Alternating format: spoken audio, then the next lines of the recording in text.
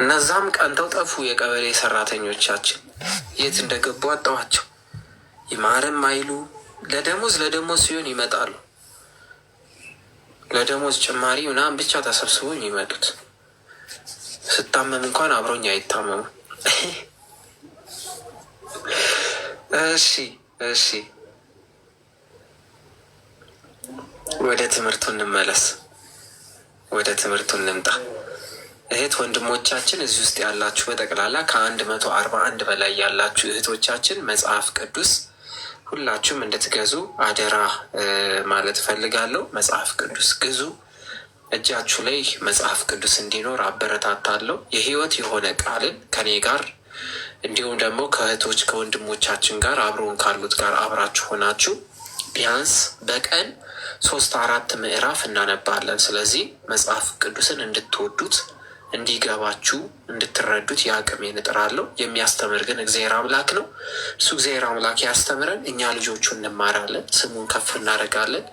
በችግርም በመከራም ጊዜ እግዚአብሔር አምላክ እንድንወድ ይሆናል እና 2018 ከገባ ጀምሮ እግዚአብሔር አምላክ ረድቶን ምዕራፍ 13 ላይ መጥተናል። ሌሎችንም ትምህርት እየተማርን ጎን ለጎን እዚህ ደርሰናል ማለት ነው። ስለዚህ ሁላችሁም እንድትበረቱ እንድትጠነክሩ እግዚአብሔር አምላክ ከእናንተ ጋር እንዲሆን ይሁን። ምዕራፍ 13ን እንከታተል። እግዚአብሔር አምላክ ከኛ ጋር አይሁን። ምዕራፍ 13 ኦሪት ዘፍጥረት እነ ትዝ ሁሉ ጨምሯል። በስመ አብ ጎበዞች። አብርሃምን ከግብፅ ወጣ፣ እርሱንና ሚስቱን ለእርሱ የነበረው ሁሉ። ሎጥም ከእርሱ ጋር ወደ አዜብ ወጡ። አዜብ ማለት ምስራቃዊ ክልል ማለት ነው። ምስራቃዊ ክልል ነው። ይሄ የምስራቁ ክፍል ነው። ሞር ዲቴል አዜብ ተብላ የተጠራቸው በመጽሐፍ ቅዱስ ማናት የሚለውን እስኪ ቼክ ለማድረግ ልሞክር። እስኪ አንዴ ይቅርታ፣ ቼክ ለማድረግ ልሞክር። ማናት እቺ አዜብ ተብላ የተጠራች?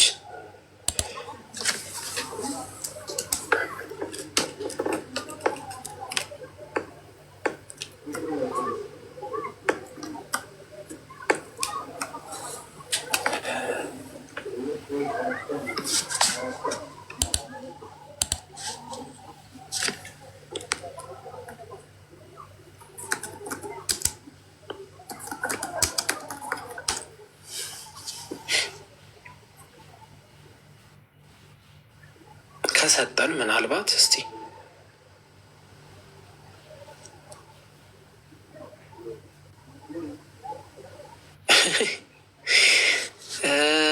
እሺ አዜብ የምትባል ሴት ብሎ አልሰጠኝም። ጎበስ ኧረ ሀገሩ የት ነው? እስቲ ቆይ ከባይብል ላይ እንውሰድ።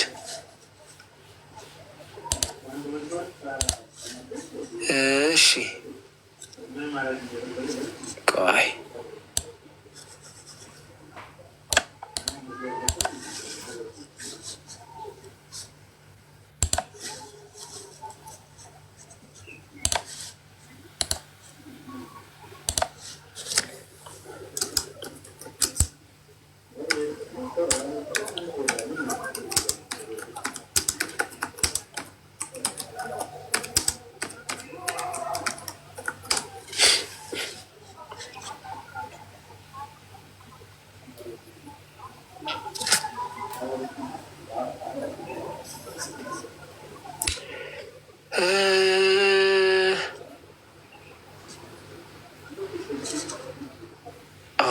ያው ሀዜብ የሚለው ቃል በብሉይ ኪዳን መጽሐፍ ላይ በዕብራይስጥ ነጌብ ተብሎ የሚጠራው ለሚለው ቃል ምትክ የሚያገለግል ነው። ነጌብ ማለትም ደቡብ ማለት ነው።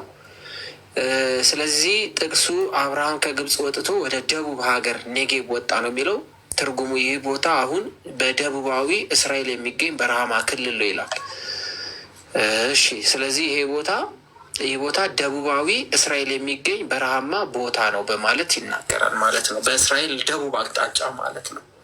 ስለዚህ ተመልሶ ወደ ደቡብ አቅጣጫ ተመልሶ መጥቷል። ደቡብ ማለት ነው። አዜብ ማለት ኔጌብ ወይም ደግሞ ደቡብ የሚል አቅጣጫ ይዝልና ስለዚህ ወደ አዜብ ወጣ ሲል ወደ እስራኤል ደቡባማ አካባቢ፣ ቦታውም ደግሞ በረሃማ ቦታ ማለት ነው። ስለዚህ እንደዚህ አይነት ትርጉሞች ማየት ስላለብን ነው።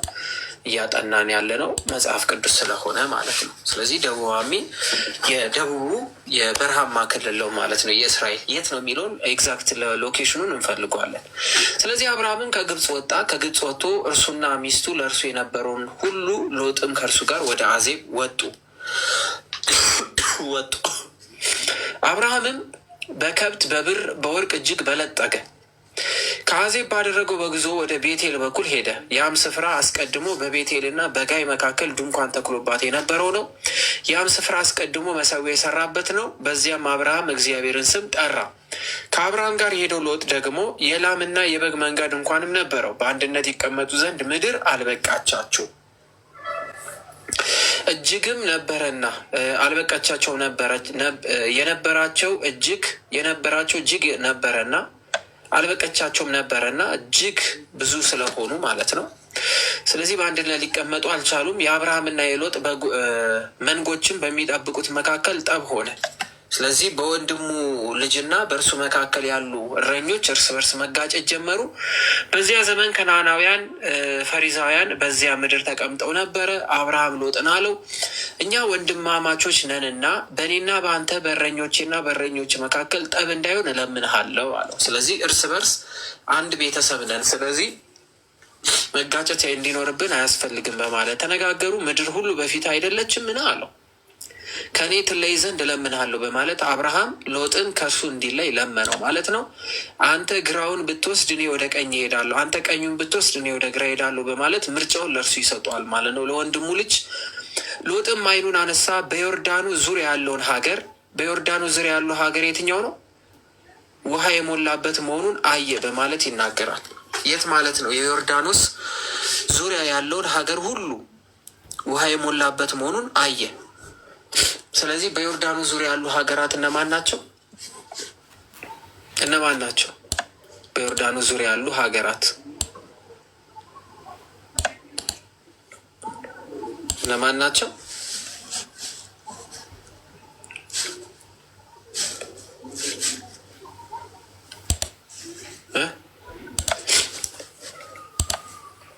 በዮርዳኖስ ዙሪያ ያሉ ሀገራት እስኪ ጥቀሷቸው የምታውቋቸውን።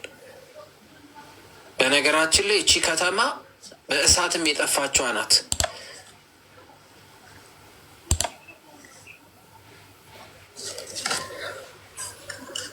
ይኸው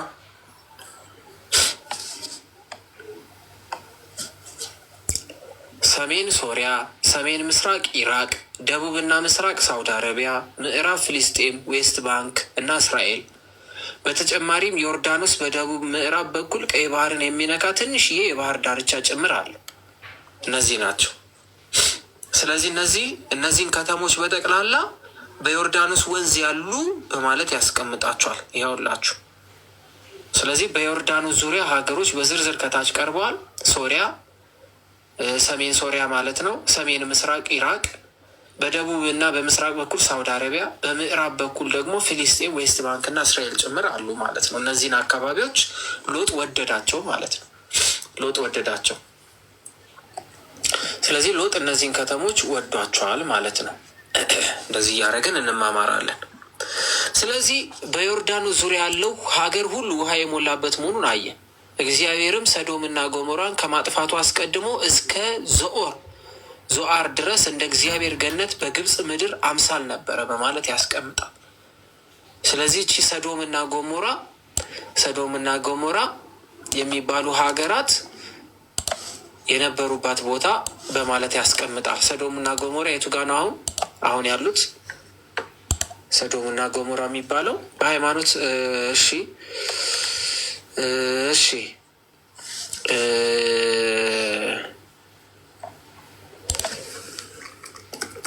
አሁን የት አካባቢ ነው? ተው እንጂ አንተ የግድ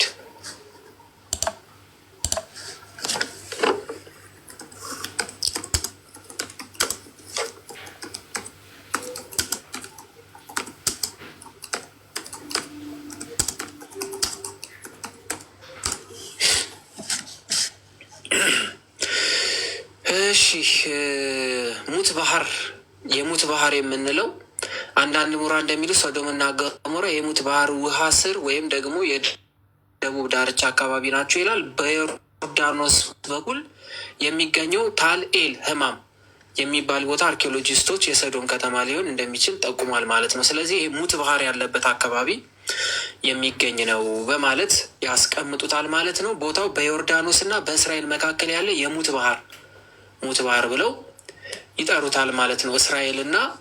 እስራኤልና ጆርዳን መሀል ያለው። እሺ የት አካባቢ ነው የሚለውን እኔ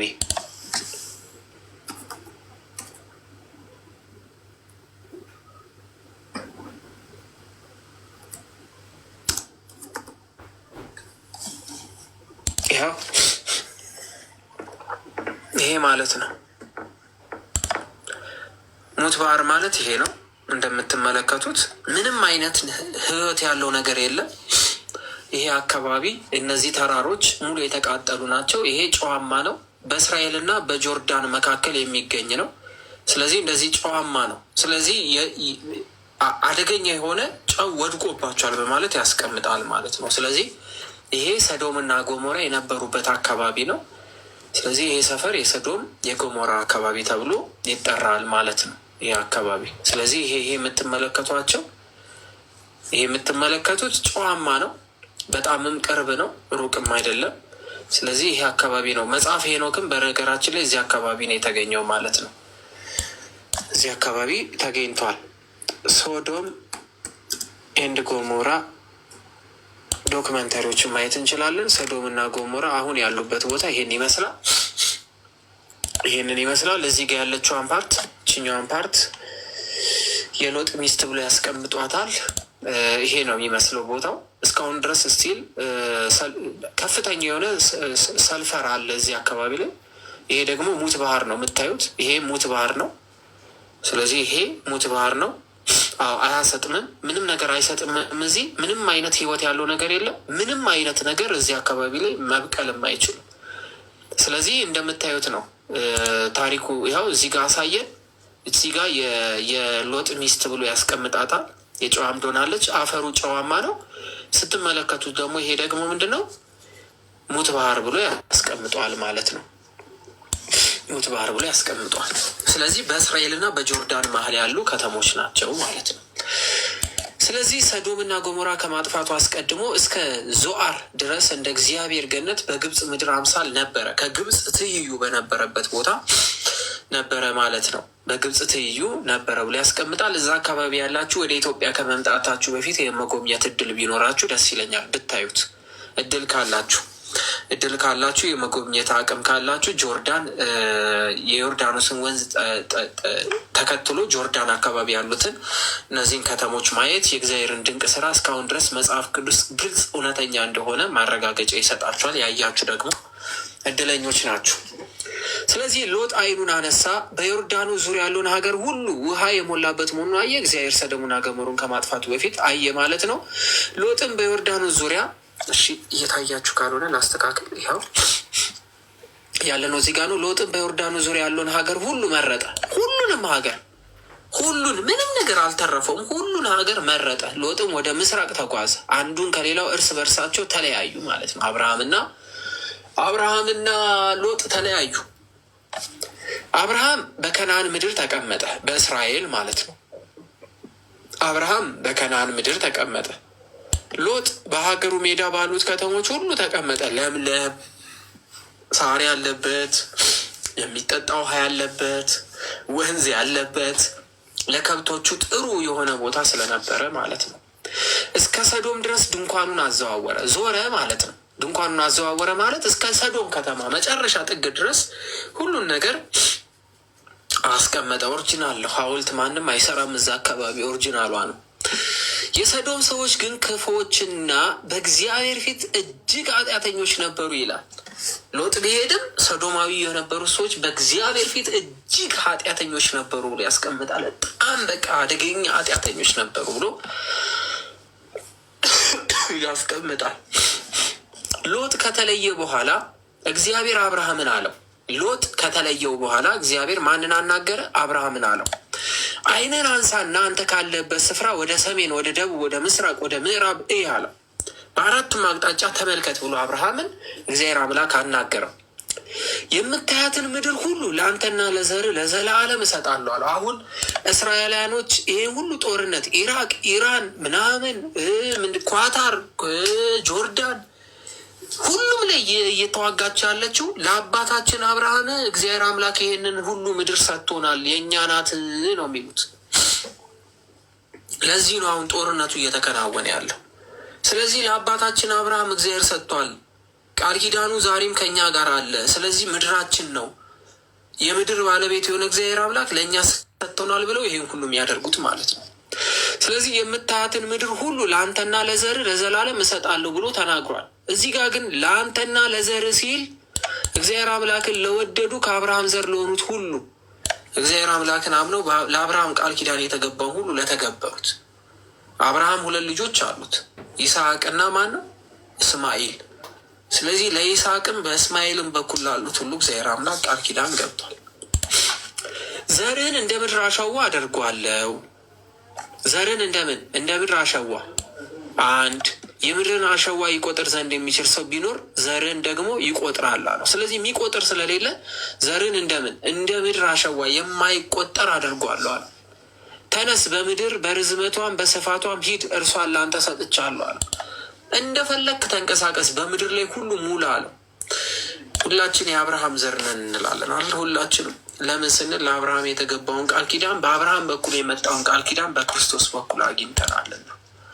አብርሃምን ድንኳኑን ነቀለ፣ መጥቶም በኬብሮን ባለው በመምሬ አድባር ዛፍ ተቀመጠ።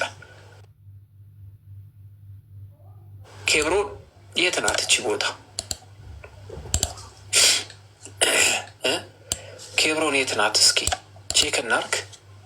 ያው አዲስ እንዳይሆንብን እያየን እንድንሄድ ነው። እሺ እንዳይሰለቻችሁ አደራችሁ። እንደዚህ የምናየው ጥናት ስለሆነ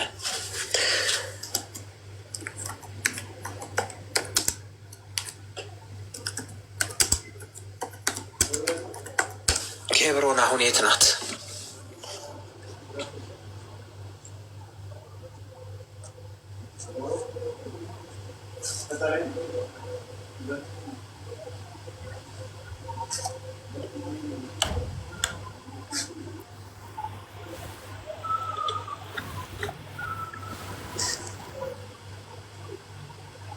ኦኬ ኬብሮን ማለት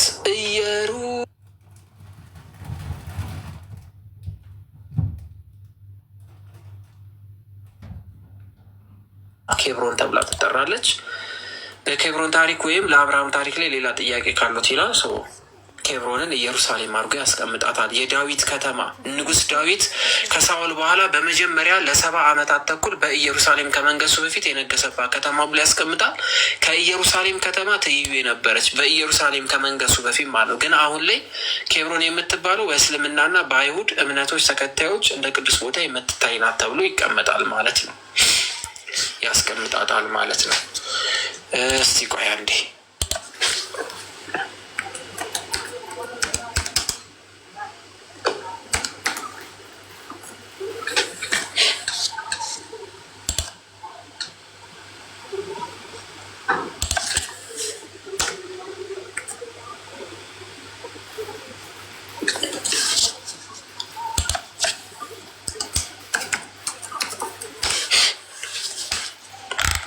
ምንድን ነው የሚሰጠኝ? እሺ ሰው እየሰጠኝ አይደለም። ኤኒዌይስ እሺ ወደ ትምህርታችን እንምጣ። ዳዊት መጀመሪያ የነገሰባት ግን እስራኤል ከተማ ትይዩ አካባቢ ወይም ቅርብ የነበረች ለ70 ዓመታት ተኩል ነግሶባታል ብሎ ያስቀምጣል ይችን ቦታ። ስለዚህ እዛው እስራኤል ውስጥ የምትገኝ ቦታ ናት ማለት ነው። አብርሃም ድንኳን ነቀለ፣ መጥቶም በኬብሮን ባለው በመምሬ አድባር። ስለዚህ ኬብሮን ንጉሥ ዳዊት ለ70 ዓመታት የነገሰባት ኢየሩሳሌም ዋና ከተማ ከመሆኗ በፊት ማለት ነው። በመምሬ አድባር ዛፍ ተቀመጠ፣ በዚያም ለእግዚአብሔር መሰዊያን ሰራ። ግን ያው አሁን ሙስሊሞችም ክርስቲያኖችም አይሁዳውያንም የቅድስና ቦታ ናት የሚላት ኢየሩሳሌም ጋር ያለች ወይም ምንድነው ትልቁ አላስካ ያለበት አካባቢ ማለት ነው። አላስቃ ነው የሚባለው ይሄ ማለት ነው አይደለም? አላስቃ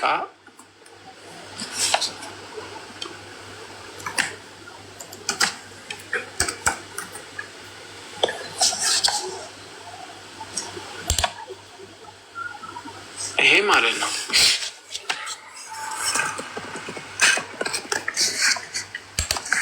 እነዚህ ማለት ናቸው።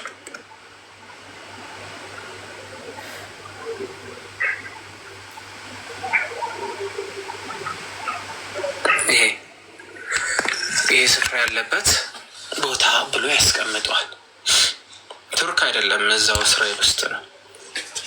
ስለዚህ አላስቃ ተብላ አሁን መሬት ለመሬት እየቆፈሩ ያሉት እስራኤላኖች መሬት ለመሬት እየቆፈሩት ነው።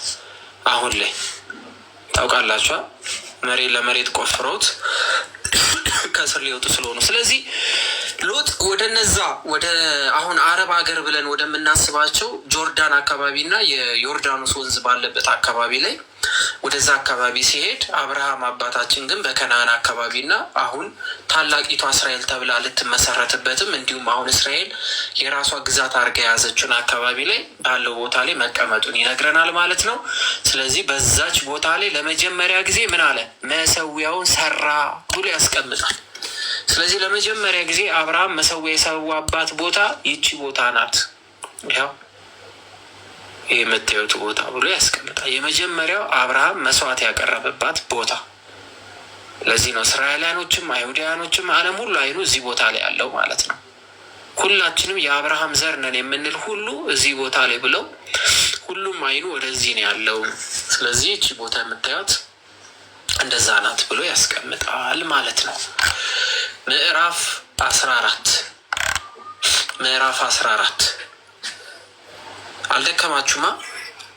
ምዕራፍ 14 ኦሪት ዘፍጥረት። ያው ቦታ ቦታውን እያየን ሲሆን ደስ ይላል። ሂንት እንዲኖረን ማለት ነው። ልምድ እንዲኖረን ሂንት እንዲኖረን ያደርጋል ብዬ አስባለሁ። ደክሟችኋል?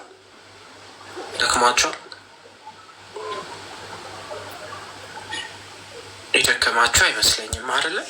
አንድ ብቻ በቃ እስከ 2 ሰዓት ድረስ ስለምንቆይ አንድ በደንብ አድርጋችሁ ግን እናንተ ፈልጉት፣ እዩት። እሺ ባይብል እንዴት እንደምናጠና ስለሚያግዘን።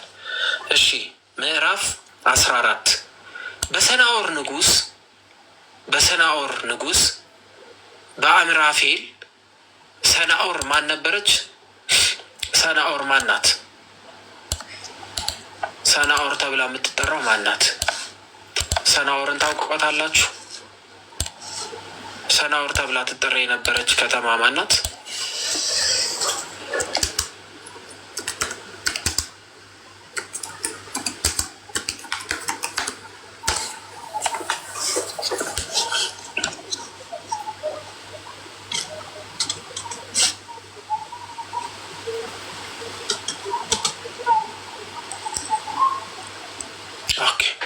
ሰናኦር ማናት ይለናል። ባቢሎን ግንብ፣ የባቢሎን ግንብ ወይም ደግሞ እቺ ጥንታዊቷ ሜሶፖታሚያ ተብላ የምትጠራ ጥንታዊቷ ሜሶፖታሚያ ተብላ የምትጠራ። በነገራችን ላይ ቆይ ላሳያችሁ ሜሶፖታሚያ ማን እንደምትመስል ደግሞ እንያት።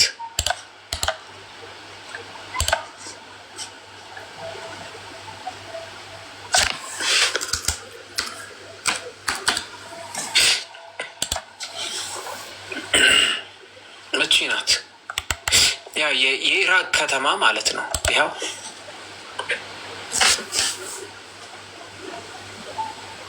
ኢራቅ ማለት ነው፣ ወይም ባቢሎን በድሮ ስሟ።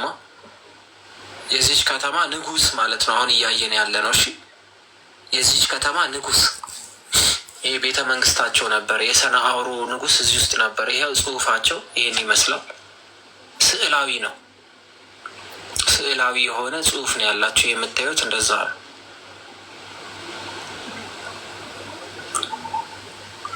ጽሁፉ ነው። እሺ ወደ ትምህርታችን ይህን ያልካየን ለመታወቅ ያህል። ስለዚህ የዚች ትልቅ ከተማ ንጉስ የነበረው የሰናኦሩ ንጉስ አምራፌል ተብሎ ይጠራል። አምራፌል ተብሎ የሚጠራ ሰው ነው። በኤላሳር ንጉስ በአርዮክ እነዚህ አካባቢ ላይ ያሉ፣ በኤላም ንጉስ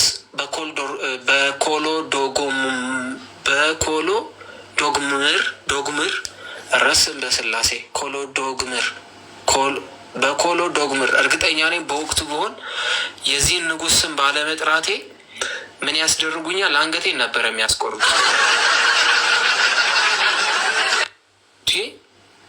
አንገቴን ነበር የሚያስቆርጡኝ፣ እርግጠኛ ነኝ። ኮሎዶ ጎሞር፣ ኧረ በስላሴ ኮሎዶ ጎሙር። ኦሆ እሺ። በአህዛብ ንጉስ በትቲዳኤል፣ ኧረ በስላሴ ዘመን እንዲሆነ ይላል። እሺ ንጉሶቹ ከባባ ነው ስማቸው።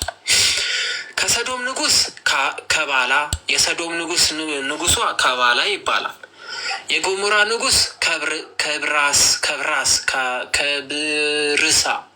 ከብርሳ ይባላል። ምን አለ ስማቸውን ቀላል ቢያደርጉት ግን።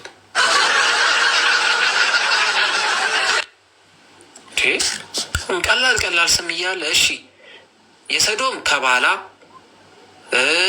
የጎሞራ ንጉስ ከብርሳ፣ አዳማ። እናንተ አዳማ ሲባል ኦሮሚያ ላይ እንዳትሄዱ፣ ቺ እዛ ያለችዋ ናት። ከሰናብ ተብሎ ይጠራል ንጉሱ። ከሰቦይም ደግሞ ከሰንቤር ተብሎ ይጠራል ስሙ። ዛኦር ከተባለች ከቤላ ንጉስ ጋር ሰልፍ አደረጉ። ኦሮሮሮ አንድ ላይ ወጡ ማለት ነው። እነዚህ አንድ ላይ ወጡ። እነዚህ ሁሉ በሲዲም ሸለቆ ተሰብስበው ተባበሩ። ይህም የጨው ባህር ነው በማለት ይናገራል። እዚህ ምኑ ጋ ነው ማለት ነው? የጨው ባህር የተባለው ሙት ባህር አካባቢ ማለት ነው። ስለዚህ ሰልፍ አረጉ ማለት ለጦርነት ወጡ እንደማለት ነው። 12 ዓመት ሙሉ ለኮሎዶ ጎሞር ተገዝተው ነበረ። እነዚህ ሁሉ ለሰናዖር ንጉስ ተገዝተው ነበረ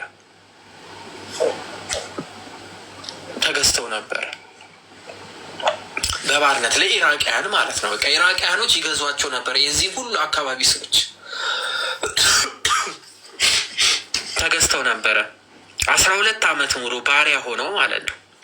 በ14ኛው ዓመት ኮሎዶ ጎምር ይሄ ስም ከእነርሱ ጋር የነበሩ ነገስታት መጡ።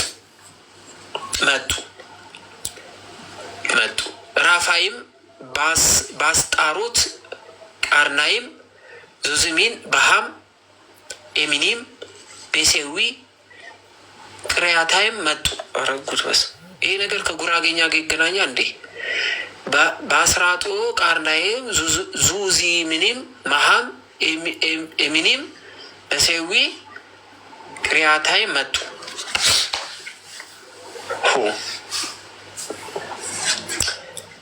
ስማቸው ነው እንግዲህ ምን ማድረግ እችላለሁ? ጌታ ሆይ ድረስልኝ። እሺ የሆር ሰዎችም በሴይን ተራራ በበረሃ አጠገብ እስካለች እስከ ኤልፋርን ድረስ መጡ ለማለት ነው። መጡ ያው ታሪኩን ለማወቅ ነው። እሺ ይሄ የእኛ ታሪክ አይደለም፣ ግን እነዚህ እነማን ናቸው የሚለውን ነው። እሺ አሁን ምን ይጠቅመናል ልንል እንችላለን። ብዙ ጊዜ ሰው የብሉይ ኪዳን መጽሐፍትን የማያነበው ለዚህ ነው። ከስማቸው ከባድነት ሀገራቸው አሁን ከምናውቃት የከተማ ስሞች ምናምን የተለየ ስለሆነ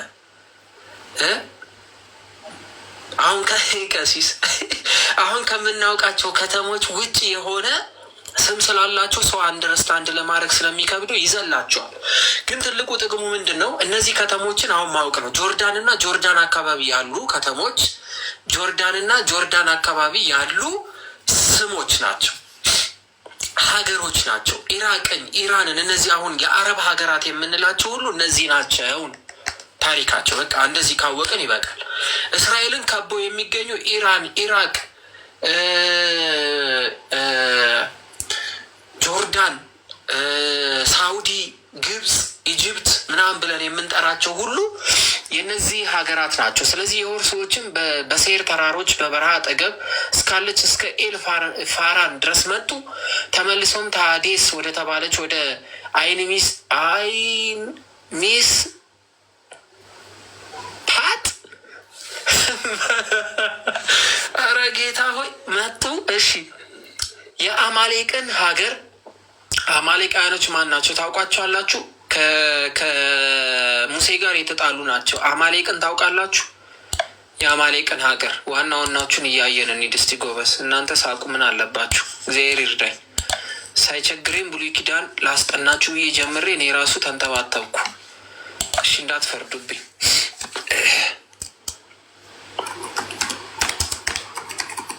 አማሌቃውያኖች እነማን ናቸው? ያው ጸሎት ላይ ግን ትጸሉታላችሁ። የአማሌቅን ንጉስ የረታ ምሕረቱ ለዘላለም ነው እንላለን። አማላቃውያን ከኤሳው ልጅ ከአማሌቅ እንደተገኙ ይናገራል። የአብርሃም የልጅ ልጅ ናቸው አማሌቃውያኖች። ይህም ከእስራኤል ሕዝብ ጋር የሩቅ ዝምድና እንደነበራቸው ያሳያል። የአብርሃም ልጅ በይስሐቅ በኩል ሲቆጠር በዛኛው በኩል ያሉት የኤሳው ልጆች ተብሎ ይጠራሉ። ዘላን ሕዝቦች ናቸው። አንድ ቦታ አይቀመጡም።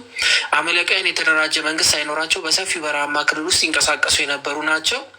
ምክንያት የእስራኤል ህዝብ ከግብጽ ሲወጡ መንገድ ላይ በመሆን በተደጋጋሚ ይወጉ ስለነበረ በማለት ይናገራል። በአሁን ጊዜ አማሌቃውያን እንደ የተለየ ህዝብ ወይም ሀገር በአሁን ጊዜ የሉም፣ እንደ ሀገር የሉም። የእነሱ ማንነት እና መገኛ ከሺህ ዓመታት በፊት ጠፍቷል በማለት እነዚህ አማሌቃውያን የሚባሉ ጠፍቷል። ወይ ወደ ግብጽ ገብቷል፣ ወይ ወደ እስራኤል ተጠቃሏል፣ ወይ ወደ ሳውዲ ተጠቃሏል፣ ወይ ወደ ሌላ ተጠቃሏል ነው። ስለዚህ እነዚህ የኤሳው ልጆች ናቸው። ከኤሳው ልጅ አማሌቅ ከሚባለው ኤሳው ከወለደው አማሌቅ ከሚባል ልጅ የተወለዱ ናቸው። ስለዚህ ከዛ በፊት ግን ዘላኖች ናቸው ነው። ለመረጃው እናመሰግናለን ጄምኒን። ስለዚህ የአማሌቅ ሀገር ሁሉና ደግሞ በሐሴሶን ታምር የነበረው አሞራውያን፣ እነዚህ አሞራውያን በነገራችን ላይ ታውቋቸዋላችሁ። አሞራውያን የሚባሉትም የሎጥ ልጆች ናቸው። እሺ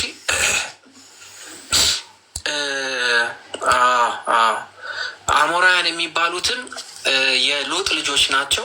በኋላ ላይ እናያቸዋለን። የሎጥ ልጆች እነማን ናቸው የሚለውን እናያለን። አሞራውያን ተብሎ የተጠሩት ይሄ ከተጻፈበት ጊዜ በሙሴ ጊዜ የተጻፈ ስለሆነ አሞራውያን ተብሎ ይጠቀሳሉ እንጂ በወቅቱ አሞራውያን አልነበሩም። ግን አሞራውያን የሚባሉት የሎጥ ዘሮች ናቸው። እናያቸዋለን።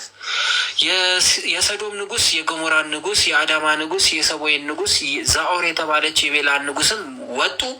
እነዚህ ሁሉ በሲዲሞ ሸለቆ በእነርሱ ላይ ለሰልፍ ወጡ በማለት ውጊያ ጀመሩ። ስለዚህ ተዋጉ። እነዚህ ሁሉ ተጣሉ። በሲዲሞ ሸለቆ ግን የዝፍት ጉድጓዶች ነበሩበት። የሰዶም ንጉስ፣ የገሞራ ንጉስ ሸሹና ወደዚያ የወደቁ የቀሩት ወደ ተራራ ሸሹ ይላል። በጣም ኃይለኛ ጦርነት እዚህ ዴድ ባህር ወይም ደግሞ ሙት ባህር አካባቢ እንደተደረገ ይነግረናል። በሰዶም ይኖር የነበረው የአብርሃም ወንድም ልጅ ሎጥ ደግሞ ከብቱን ወስደው ሄዱ በማለት ይናገራል። የሶዶምና ገሞራን ከብት ሁሉ መብላታቸው ሁሉ ወስደው ሄዱ። በዛ አብሯቸው ይኖር የነበረው ሎጥ ተበላ ማለት ነው። ያለውን ከብቱ ምናምን ወሰዱበት ማለት ነው። አንድ የሸሸ ሰው መጣና ለዕብራዊው ለአብርሃም ነገረው። እርሱም የኤሶኮል ወንድምና የአውናን ወንድም በሆነ በአሞራውያን በመመሪያ አድባር ዛፍ ስር ይኖር ነበር። እነዚያም ከአብርሃም ቃል ኪዳን ገብተው ነበረ። አብርሃም ወንድሙ እንደተማረከ በሰማ ጊዜ በቤቱ የተወለዱትን 318 ብላቴኖችን ይዞ ወጣ። ኧረ አብርሃም የወንድምህ ልጅ ሎጥ ያዙት፣ ከብቱንም ወሰዱበት፣ እረሱንም ማረኩት ሲል እንዴ አለ አብርሃም። ተነሳ 318 የእሱን ልጆች ያዘና ፍለጋቸውን ተከትሎ እስከ ዳን ድረስ ሄደ። ዳን ማለት የምድር ዳርቻ ማለት ነው። ከዳን እስከ ቤርሳቤ እንላለና የምድር ዳርቻ ድረስ ሄዶ ፈለገው ማለት ነው። ብላቴኖቹንም ከፍሎ በሌሊት እርሱ ከባሪያዎች ጋር ወረደባቸው፣ መታቸው። በደማስቆ ግራ እስካለችው እስከ ሆባ ድረስ አሳደዳቸው። ደማስቆ ማናት? ከእስራኤል ተነስቶ እስከምን ድረስ ሄደ ማለት ነው? አብርሃም ወንድሙን ፍለጋ እስከምን ድረስ ሄደ ማለት ነው? ደማስቆ የት ናት? አብርሃም ፍለጋ እስከምን ድረስ ሄደ? ደማስቆ የማን ከተማ ናት? ሶሪያ ድረስ ማለት ነው። ስለዚህ ከእስራኤል ተነስቶ እስከ ሶሪያ ድረስ ሄዶ ለወንድሙ ሲል ተዋጋ ማለት ነው። ከብቱንም ሁሉ አስመለሰ። ደግሞ ወንድሙ ሎጥን፣ ከብቶችን፣ ሴቶችን፣ ህዝቡን እንዳለ ደግሞ መለሰ። የተማረኩትን ሁሉ መለሳቸው ማለት ነው።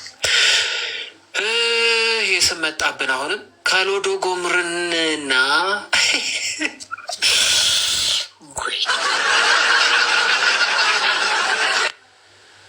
አያልፈንም እኮ ይሄ ስም ወይ ጉድ! እሺ ከእርሱም ጋር የነበሩ ነገስታትን ወቅቶ ከተመለሰ በኋላ የሰዶም ንጉስ የንጉስ ሸለቆ በሆነ በሴዊ ሸለቆ ሊቀበለው ወጣ። በነገራችን ላይ ይህን ስም ከመጥራት ከአብርሃም ጋር ሄዶ መዋጋት ሳይሻል አይቀርም። ከኮሎዶ ጎምርን ርዝመቱ ያው ነው። በቃ የሳሌም ንጉስ መልከ ጼዴቅ ይላል። አሁን እዚህ ጋር ያዙልኝ። እቺ ታሪክ አዲስ ኪዳን ላይ ትመጣለች። ገብቶናል። በቃ እሺ ምን ማለት ነው የሳሌም ንጉስ ማለት? ትርጉም ጻፉልኝ። የሳሌም ንጉስ ምን ማለት ነው? የሳሌም ንጉስ ይላል ምን ማለት ነው? ወንድሞቻችን ትርጉሙ ምን ማለት ነው? የሳሌም ንጉስ መልከ ጼዴቅ ተብሏል።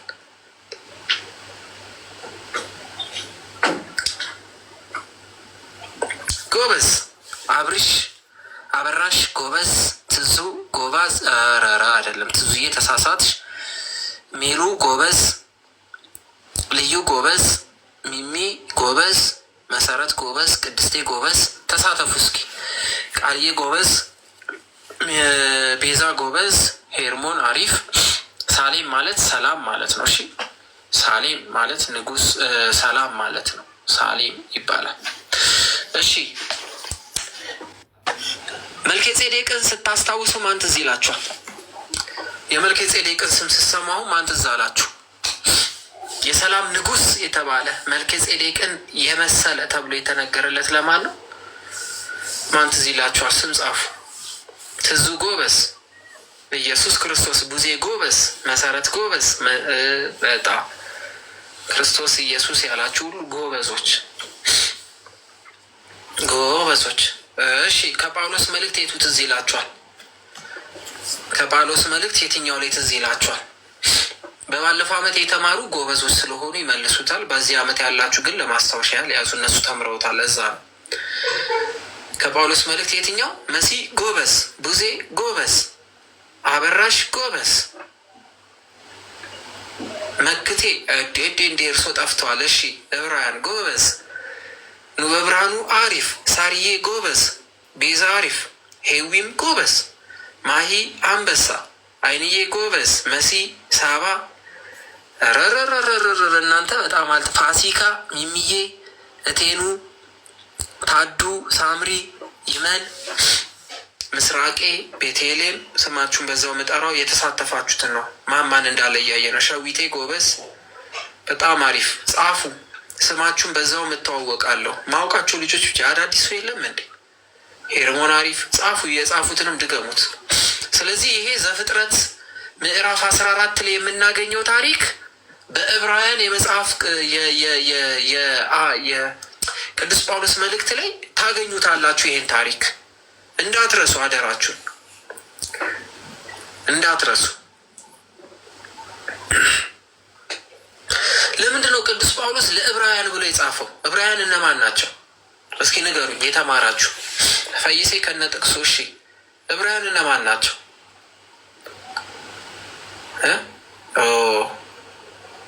ሳምን አይቼዋለሁ፣ አዲስ አውቀዋለሁ፣ ግን አዲስ እንደ አዲስ ዛሬ ኮሜንት ላይ አየሁ። በደንብ ጎበዝ። ቡዜ ጎበዝ፣ ፈይሴ ጀግና። እረ እያጠናችሁ ነው።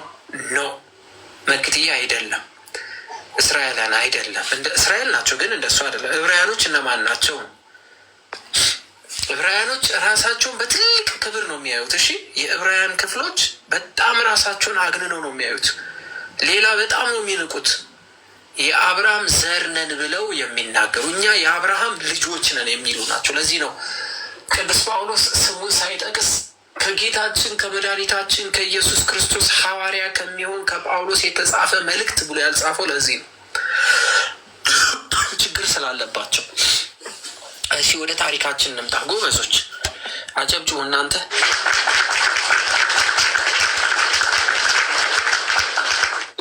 ጎበዝ አይደሉ? እንደዚህ እየመለሱ ትንሽ ከፍ አድርጉት እስኪ።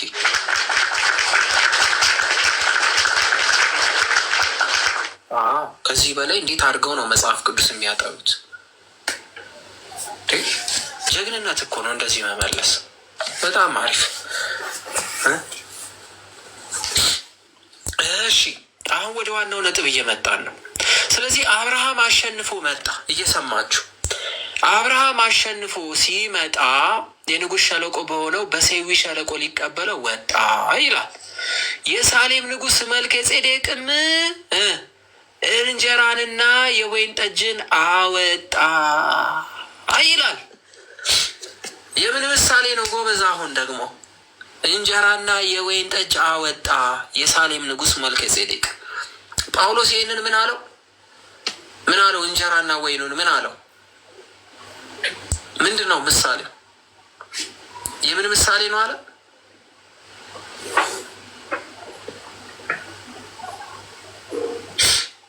የክርስቶስ ስጋውና ደሙ ምሳሌ። ጎበዞች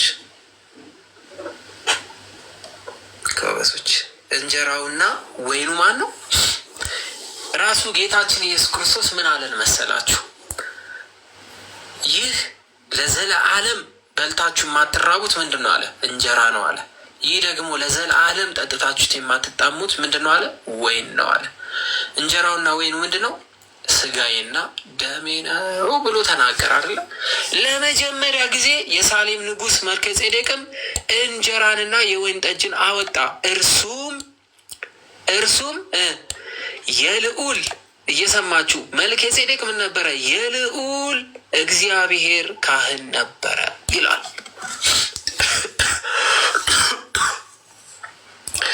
ክህነቱ ከማን ነው? የመልከጼዴቅ። አሁን መልሱልኝ። የመልከጼዴቅ ክህነቱ ከማን ነው?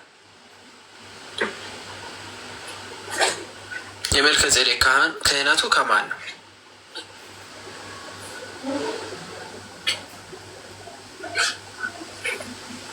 ከማን ነው? የመልከጼዴቅ ክህነቱ ከእግዚአብሔር ነው። ከእግዚአብሔር ነው። ማንም ሰው መልከጼዴቅን ምን አላለው? እጅ ጭኖ አልሾመው። ቅዱስ ጳውሎስ የመልከጼዴቅን ክህነት ከማን ጋር አገናኘው? የመልከጼዴቅ ክህነትን ከማን ጋር አገናኘው? አባታችን ቅዱስ የሆነው ጳውሎስ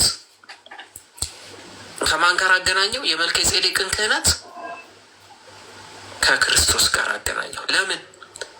ክህነት የምኑ ስለሆነ? ለክርስቶስ። ክህነቱ የማን ስለሆነ? የክርስቶስ ክህነት ከማን ነው? የክርስቶስ ክህነቱ ከማን ስለሆነ?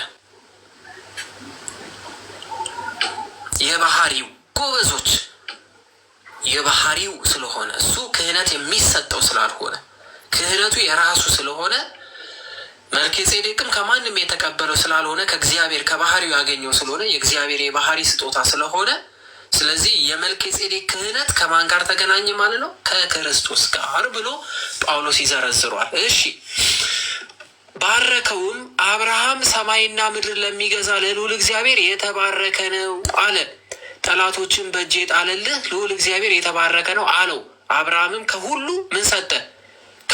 አብርሃም ከሁሉ ምን ሰጠ? አስራትን ሰጠው። ምን ሰጠ? አብርሃም ለካህኑ ምን ሰጠ?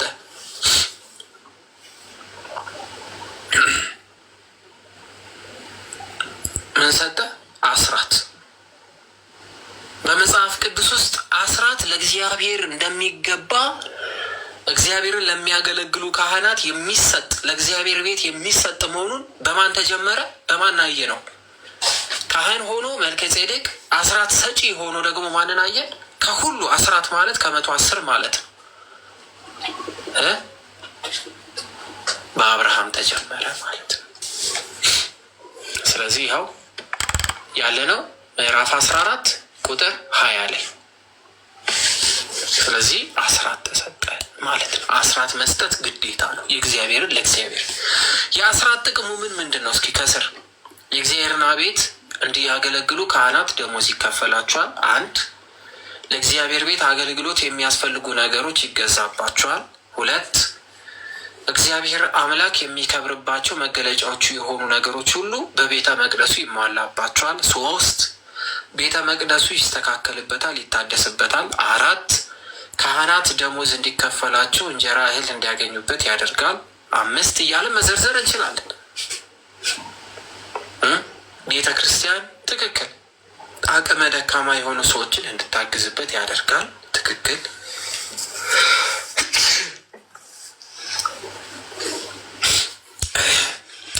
ስለዚህ የሰዶም ንጉሥ አብርሃምን ሰዎቹን ስጠኝ፣ ከብቱን ግን ለአንተ ውሰድ አለው። የሰዶም ንጉሥ ሰዎቹን መልስልኝ አለ፣ ነገር ግን ከብቶቹን ውሰዳቸው አለው።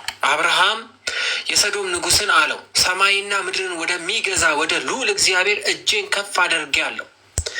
አንተ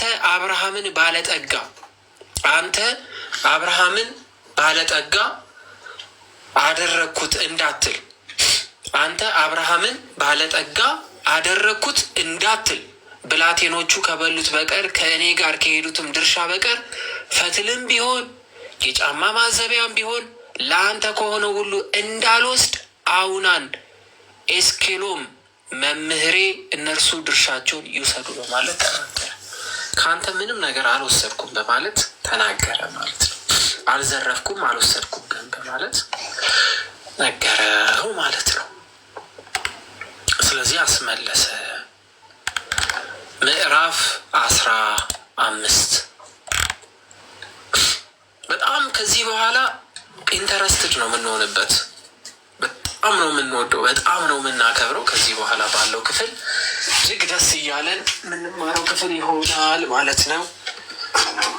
እግዚአብሔር አምላክ ቀሪውን ጊዜ ይጠብቀልን። እርሱ እግዚአብሔር አምላክ እንድንማር ያድርገን። ነገ እግዚአብሔር አምላክ ቀን ከጨመረልን